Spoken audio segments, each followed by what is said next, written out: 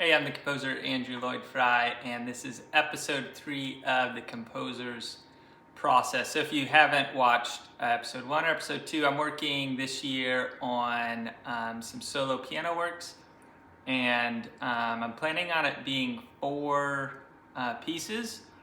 And my first 2 episodes were about the piece. Right now it's called Music for Repentance, and I've started on the next piece, Music for Forgiveness, which I'm going to talk about some of my ideas so far. So the first piece is pretty much done. I did play it for some friends at a small gathering. It's kind of like a house music night, and it felt really nice to play. So I've had an experience where I wrote music, and then once I got it in front of the audience, it felt very different, which is weird. It felt like this is not the piece I thought it was. And for some reason, sharing it brought more clarity to what the piece actually was. And so I like having that small space to somewhat test things out in front of more than myself, and felt really nice to play. So this piece, I was originally thinking that I would explore a lot of gentle dissonance and chord voicings and things like that. So the Music for Repentance ends on an A flat major chord. So I was thinking it's not an A flat, but it ends on that chord. So I was thinking key wise, maybe it'll be an A flat, and then that kind of shifted to B flat Dorian, or B flat minor, B flat Dorian / A flat. So I was experimenting with this kind of stuff. These, minor chords with all these chord extensions, but I wasn't liking any of that, and it was kind of triggering bad 80s soundtrack vibe for me, and I just kept trying that, and for whatever reason I didn't really like the sound. So I still really like the idea of really gentle, kind of beautiful soft dissonance, but in this case it wasn't working. So I kind of abandoned that, and I went to the other end of the spectrum, to dyads, so 2-note chords, which there's been multiple times where dyads have just been really fresh and nice for me, and it's just because they're less used. So I'm very much aware it's just like a contextual thing, and if everybody was using dyads all the time, I would be like, hey, let's use triads, these are way better. So it's not a better, but it's just, yeah, it feels a little bit more powerful just because it's not overused. So initially I came up with this.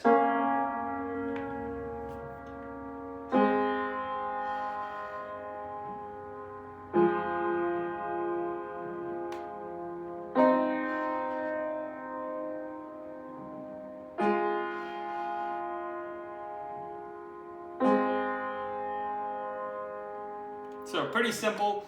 I think the other thing that's really interesting, and that I've really been exploring about dyads, is they are ambiguous.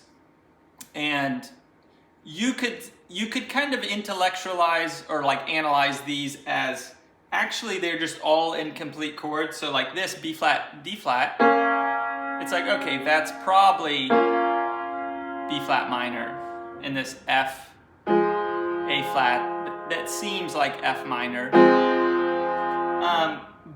But that's not necessarily the case. And if you just put in a different note in the melody, it changes them. And also you can think of these as these are not major minor chords, and they don't have to be that. They're just a dyad, which there's not, unfortunately, I don't really have a good terminology. So it's this B flat, D flat. Just in my notes, I'm just calling this B flat, D flat, and F A flat. And then I came up with this this melody that goes with it sounds like this.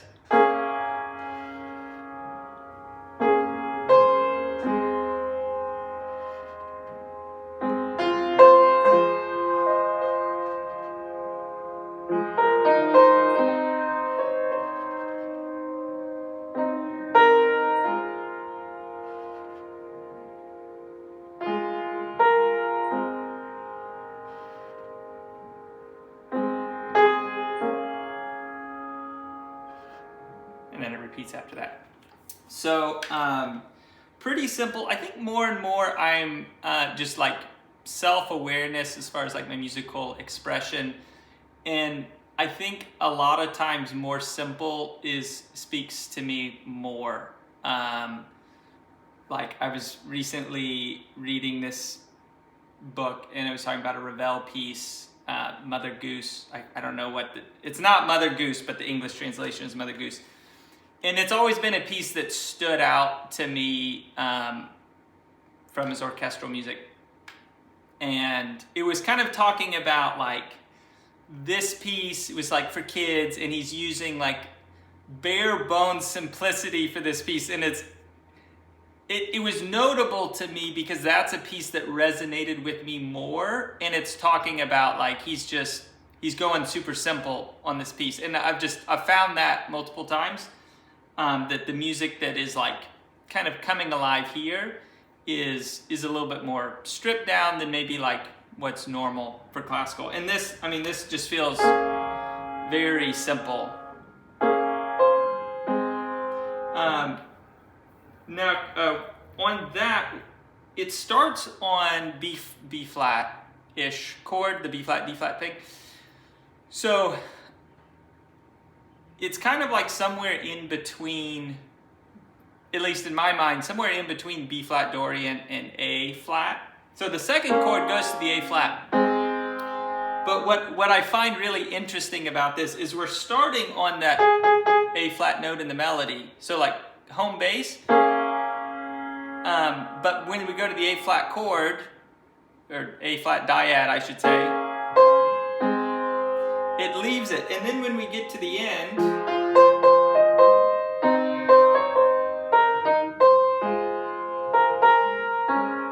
so this part, so there's that A flat dyad again, and then it finally returns back to the A, but then I'm back to the B flat dyad. So it feels like this kind of like misalignment of like when the chords go from this to this, that feels like home, but the melody hasn't gone home yet. And then the melody goes home and the chord has already gone somewhere else. So it almost feels like where's the top of the cycle in this like circular way that I really like. So that was like my first thing where it's like, okay, this is like, I'm going to use that. I like that. Feel good about that melody that goes with it. So I came up with that, and this piece, maybe more than ever before, as far as I'm remembering, I feel like I'm much more likely just to like start at the beginning and write the piece through. It's like, okay, measure one, here it is, and measure two, and it's like building chronologically. And this piece is like, I have all of these like ideas, and I'm not quite sure which ones I will use and what the order it'll be. So it's kind of like there's idea A, B, C, D, and E, and will I use all of those, and how will I arrange them, or do I need to come up with more ideas? So it's very much just like all these little sections that are interrelated, and I just kind of keep coming up with ideas that feel like in that world, and then we'll see how it plays out. So idea two, and this one is less filled out, is taking these same dyads, and I'm experimenting with just putting a bass note, different bass notes under them. Let me show you my piece of paper here. So here's the dyads at the top, and then I just came up with a bunch of, these are the bass notes to go underneath it, and I just kept coming up with, let's see, seven alternative bass notes, which essentially do define these dyads and give them like clear like chordal analysis. And I just really like that idea of like redefining this, and this thing stays the same, but then this low bass note is changing what it is. So I'll just like play a couple of those for you.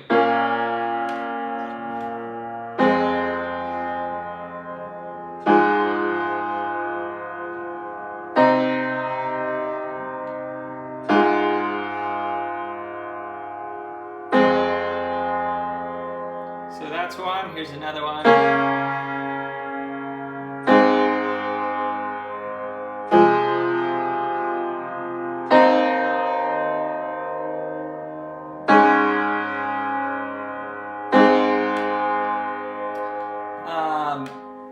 Let's see. Okay, so also I liked just A flat under everything. I thought that worked nicely. One that I thought was interesting was just alternating A flat and F in the bass.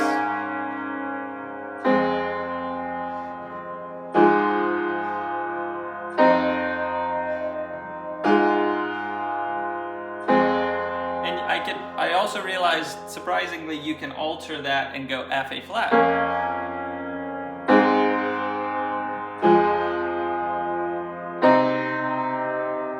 I messed it up. But anyways, you get the idea. So I'm not quite sure what I'm going to do with that. And that obviously would not be the only thing happening. Possibly some type of like ostinato thing with that is not like lined up like metrically, so it keeps creating like a new pattern, and it's falling in different places in the bar. I don't know yet though, but that's where I'm at with that. So I also had this idea where this is idea 3 with those same dyad pair, and this would probably be like more towards the end. Now I talked about in episode 1, the Phantom Menace, that one of my goals is to make music that's easy to play. So if I'm a piano player, but I have a hand injury, plus, I mean, being good in anything is very relative. So it's like the context. And if you put me in the context of like concert, classical pianist, I would score as not good. So I wanted to write music for me to play, and it's got to be pretty easy, both just because my limited piano ability, and I don't really want to spend a bunch of time practicing. So this is a little hard to play. I'll probably mess it up. So if I use this, it would take a little practice. Okay.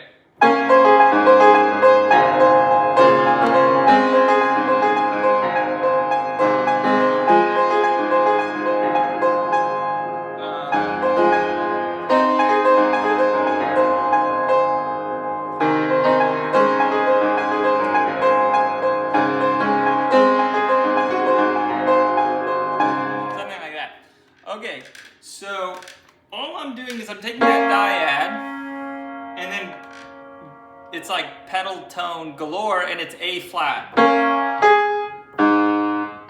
So that's just A flat, high A flat, low A flat. And then I play a low one, and then I take that dyad down an octave from its original place, and then take it back. So I'll do that in slow-mo. Oh no, not like that.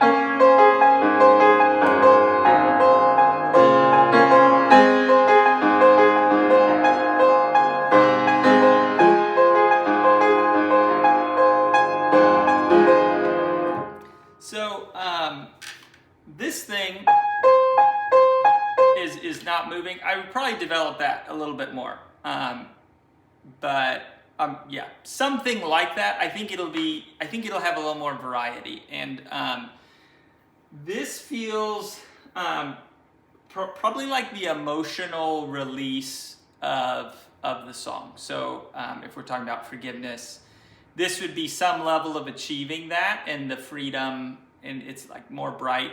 The other thing just that I was thinking about this song is like, especially this thing, it just, I would say it doesn't like sound very classical. And and it's like kind of asking myself the question, like, do I feel okay with it not sounding classical if I call myself a classical pianist, classical composer, I should say.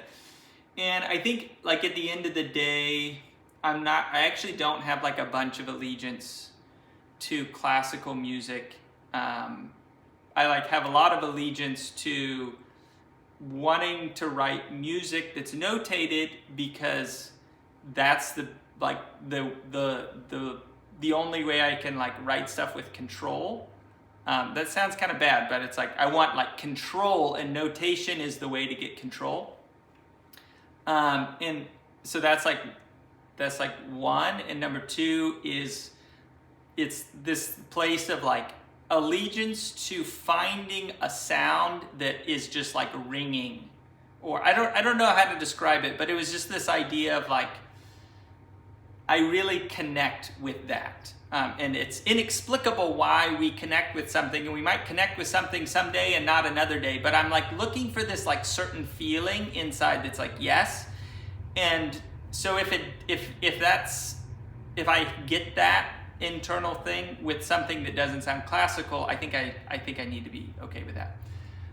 Okay, so those were the ideas I came up with those dyads, and then just keeping that dyad thing going, I came up with this thing.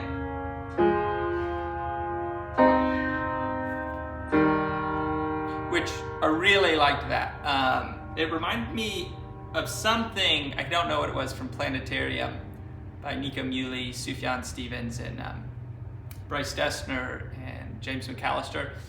I don't know what it was, but it reminded me of something like that. But I didn't think that was quite enough. And the other thing about this is more clearly B flat Dorian. So there's not an A chord in there, and this is more home bass. So doing that, and then I came up with this.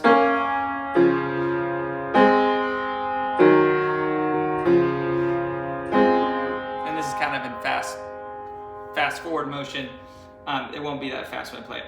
So we're going like B flat dyad, D flat dyad, A flat dyad, and then E, but now we're on E, E flat, G flat, and then back to D flat and A flat.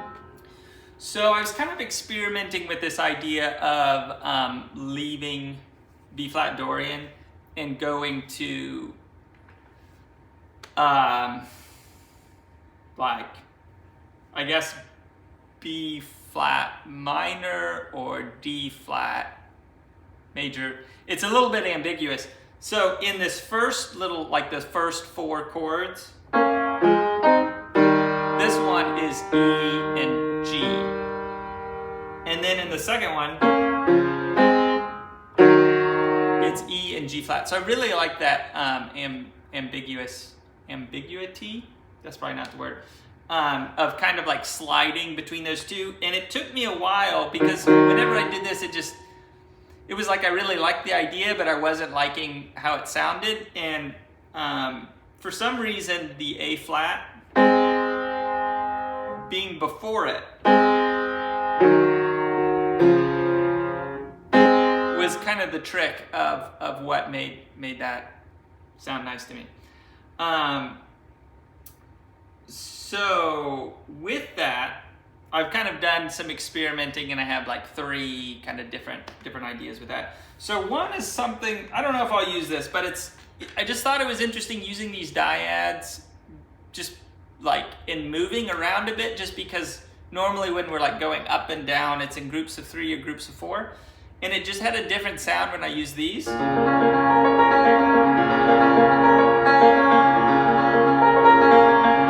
that's just that B flat, D flat. I actually played it wrong, so it'd be more like, let's see here.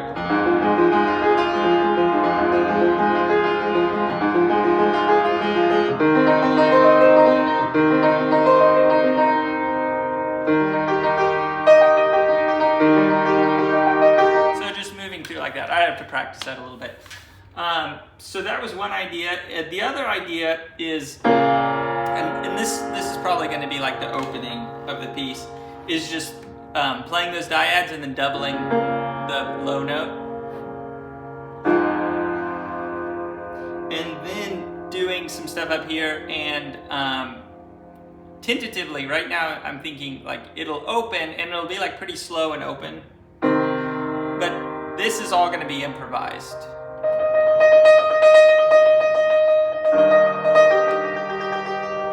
And kind of that free time.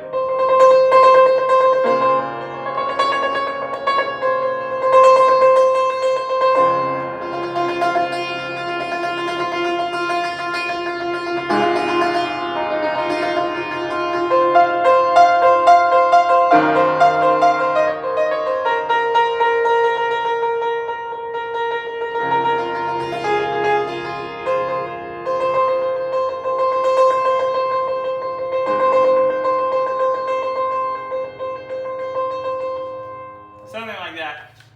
So I love improvising. It's, you know, if I was just gonna like sit down and have fun. Oh, let's see.